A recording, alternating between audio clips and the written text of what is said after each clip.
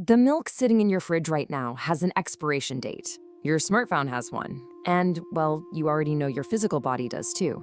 But what about heaven itself? It's a massive question. 1,000 years ago, a brilliant scholar named Shao Yong actually put a cosmic clock on it, calculating it at exactly 129,600 years. And this teaching we're exploring today goes one step further, telling us that even the subtle realm where spirits and deities dwell is on that exact same clock. So think about it. If even heaven expires, what is left that you can truly lean on? Today, we are going to trace this question all the way to the very end, and I promise you, the ultimate answer isn't found just by looking up at the sky. There is a classic saying, things have their root and their branches. Affairs have their end and their beginning. We see this everywhere in nature, right? A tree grows from a root and ends in a branch. A conversation starts and finishes.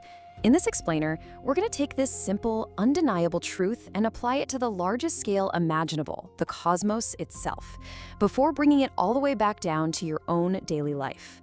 Greetings to all fellow seniors and cultivators. Welcome to Voice of Heavenly Tao. Right off the bat, let's clear up one of the biggest misunderstandings out there. In this tradition, heaven is not some destination you just travel to after you die. It actually names a level of reality, and there are 3 of them. At the bottom, you have the heaven of form. That's the visible material universe we live in. Above that is the heaven of energy, the subtler realm of yin-yang energy where even spirits and deities dwell. And at the very top is the heaven of truth, the unborn, unchanging source. Now here is the real shocker of this teaching. 2 out of these 3 heavens have an expiration date. Now let me be very clear. This tradition doesn't give a date, and neither will we.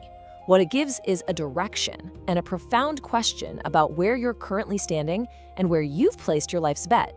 To truly grasp why these lower heavens eventually perish, we have to look at the underlying mechanics of reality itself. The teaching puts it like this. The heaven of energy has yin and yang, and therefore change. Where there is change, there's birth and death. And where there is birth and death, there is a beginning and an end. Let that sink in. It's essentially saying that the moment anything enters the realm of polarity, the moment it has yin and yang, it is automatically handed an expiration date. It cannot last forever. Let's walk through this brilliant 4-link chain of logic together, step by step, because it's absolutely crucial. Step 1, yin and yang. Whatever has yin and yang has polarity, right? Hot and cold, light and dark, push and pull. Step 2, because of this polarity, things simply cannot hold still.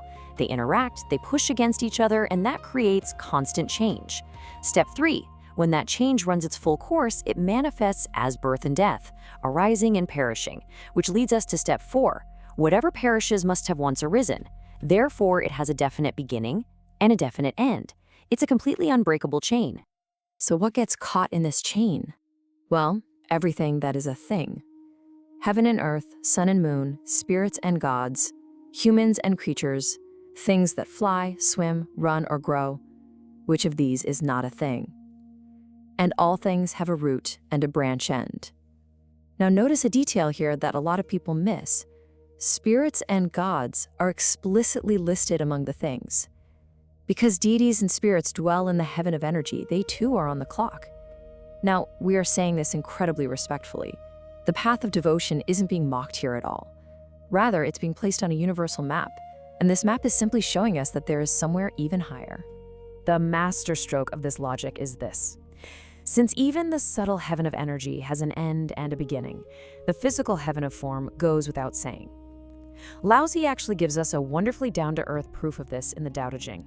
He says, "A whirlwind does not outlast the morning. A cloudburst does not outlast the day. Who makes them? Heaven and earth. If even heaven and earth cannot make things last, how much less can man?" It's such a grounded point. Even the weather, which is generated by heaven and earth themselves, exhausts itself. Nothing in the physical realm can sustain itself infinitely. So the first proof was pure logic. But this second proof, you don't need faith for it. You don't need to read a scripture. You literally only need your eyes. The 4 seasons revolve, cold comes and heat goes, wind and rain, overcast and clear, the sun and moon wax and wane, dark moon, quarter moon, new moon, full moon. Which of these is not an event? And all events have an end and a beginning. You can go outside and run this real-world experiment tonight. Just look at the moon, remember its shape, and look again in 3 days. It will have changed. The seasons push each other in a massive, visible circle, right in front of us for free. The I Ching, the Book of Changes, describes this exact dynamic beautifully. The sun goes and the moon comes. The moon goes and the sun comes. Sun and moon push each other on, and brightness is born. Cold goes and heat comes. Heat goes and cold comes. Cold and heat push each other on, and the year is formed. Think about what that means. Brightness itself and time itself, the year, are produced by this constant pushing. They aren't self-standing, eternal things. And whatever is produced by pushing must eventually end when that pushing stops. What's genuinely amazing is that traditions far, far away from China observed the exact same truth. In the West, the Book of Ecclesiastes states, "To everything there is a season, and a time to every purpose under the heaven." It's universal. The universe has been openly, constantly demonstrating this principle of beginning and end to you for your entire life. You've been watching it happen since you were a child. Okay, let's move to our third proof, the cosmic clock. This is where we bring in Shao Yong, that brilliant Song Dynasty scholar I mentioned earlier. In his monumental work, the Huangji Jingxi, he worked out the mathematical lifespan of heaven and earth. He called one full cosmic cycle a Yuan and calculated it at exactly 129,600 years. This Yuan is further divided into 12 equal epochs, which he called Hui, lasting 10,800 years each. We're going to keep the numbers exactly this simple because it's the pattern that matters, not the math. Now, how are we supposed to grasp something so vast? We use the chapter's own key, as above, so below. The small can infer the large. Look at a single day. From midnight through noon to dusk, it naturally divides into 12 phases. A year: winter, spring, summer, autumn, 12 months. You have personally lived through thousands of these daily and yearly mini-cycles. The Yuan, this 129,600-year cycle, is exactly the same wheel. It's just turning at a scale so large we can't see the whole rim at once. The persuasive power here isn't a lab measurement. It's that you can verify the small end of this pattern in your own life, every single day. Within this massive cosmic wheel, there's a beautiful rhythm, like the universe breathing in and out. 6 epochs unfold the things of the world. 6 epochs fold them away. From Z to Wu, being emerges from non-being. From Wu back to Z, being returns to non-being. This maps perfectly to the relatable rhythm of morning unfolding and brightening the world, and then evening rolling in, folding it away, dimming it back into rest. Let's look at how specific this unfolding is. Heaven opens in Z and closes in Shou. Earth is established in Shou and closes in Yu. Humanity is born in Yin and passes in Shen. Notice the profound symmetry across these epochs. Everything that unfolds and brightens into existence on one side of the cosmic ring must eventually close, rest, and fold away on the far side. It's a perfect, inescapable balance. And this brings us to the most critical pivot of the whole cycle, the Wu epoch, the cosmic noon. Think of high noon on a blazing summer day. The light is at its absolute maximum. But at that exact triumphant second, the very first thread of shadow is born. This is represented by the hexagram gu, 5 dominant, solid yang lines up top, but one small, broken yin line has just arrived at the bottom. It means the direction of the universe has already turned, even while everything on the surface still looks like it's booming. The teaching warns us clearly the Wu epoch is the greatest juncture of the whole cycle. And it continues, when form reaches its extreme, it must decay, and the human soul must return. Our modern world, with its incredible material civilization and technology, represents this peak. But I want you to put the full weight of this teaching on the word return, not on the word decay. Again, no one is giving you a doomsday countdown. Noon just describes where the weight of the universe has shifted. When the outer world reaches its extreme, the true direction to travel is inward. If you liked this explainer, please like, share, and subscribe. Okay, so here is the heart of our exploration, the exact place where despair flips into immense hope. If everything in the 2 lower heavens eventually folds away and ends, did anyone ever find something that does not end? Yes. The great traditions of the world, working continents apart, answered with one single voice. The psalmist looks at heaven and earth wearing out like clothing and says, "But thou art the same, and thy years shall have no end." The Quran declares, "Everything that exists will perish except his own face." Different languages, one profound except. In China, Laozi points to this exact same unmoving reality. There was something formed of the undivided whole. It stands alone and never changes. The Confucian doctrine of the mean tells us, thus utmost sincerity never ceases. Because it never ceases, it endures forever. And it never ceases, not because it's straining hard to keep going, but because it was never inside the push and pull of yin and yang to begin with. Nothing can push it to a stop, because it's completely beyond the cycle.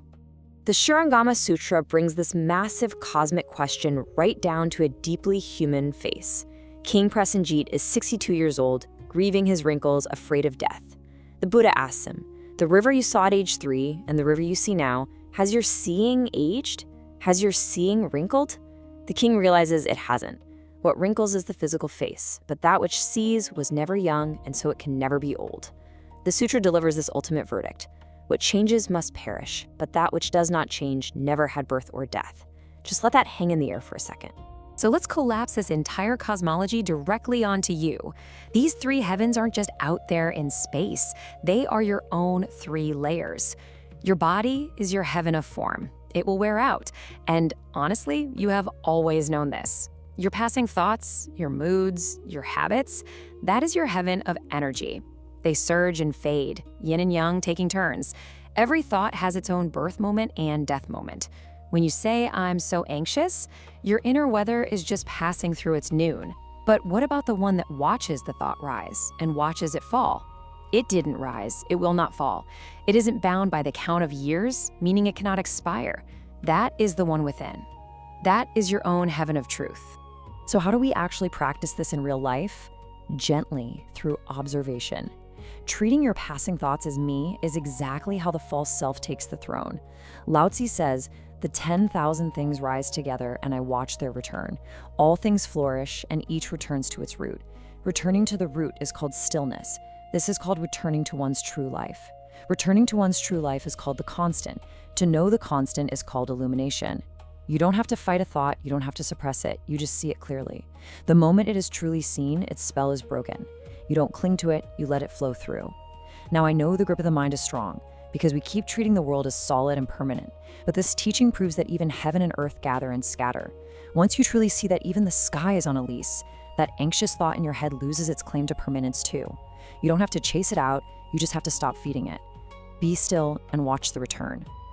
If the shadow of Go at cosmic noon was the bad news, then this hexagram, Fu, the hexagram of return, is the incredibly good news. Look at it. 5 broken yin lines deep in the dark phase, but at the very bottom, one solid yang line is quietly igniting like a tiny warm ember. In your daily life, this returning yang line has a very ordinary face. It is simply the half-second of clarity right after you lose your temper. It's the sudden, "What am I doing?" when you surface from an hour of numb scrolling.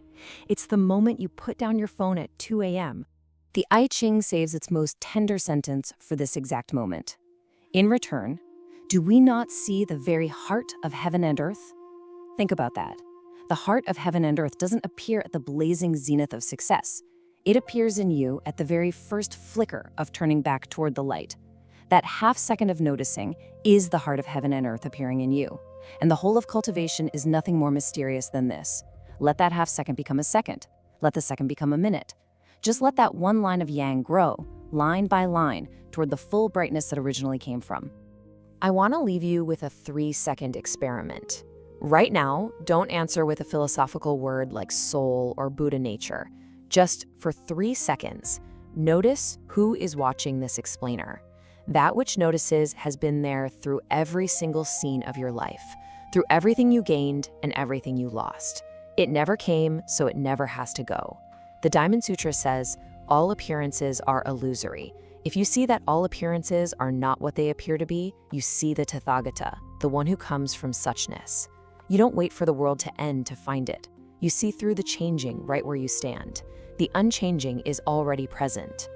This is what lighting the heart lamp really means. The lamp needs no oil and no match. It is already burning. You only have to stop covering it with thoughts. So here's your practice for today. For 30 seconds, watch one thought arrive and leave, and notice the watcher that never changed.